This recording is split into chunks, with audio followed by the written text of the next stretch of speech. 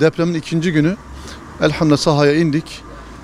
Halkımızın acısını acıtma babında önemli ihtiyaç olan sıcak yemek ihtiyacını karşılayabilmek için elhamdülillah ekiplerimizle sahaya indik.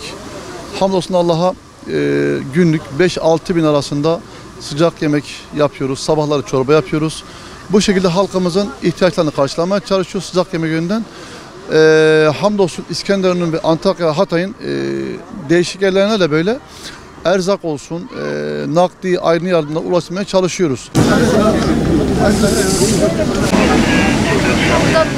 Tamam.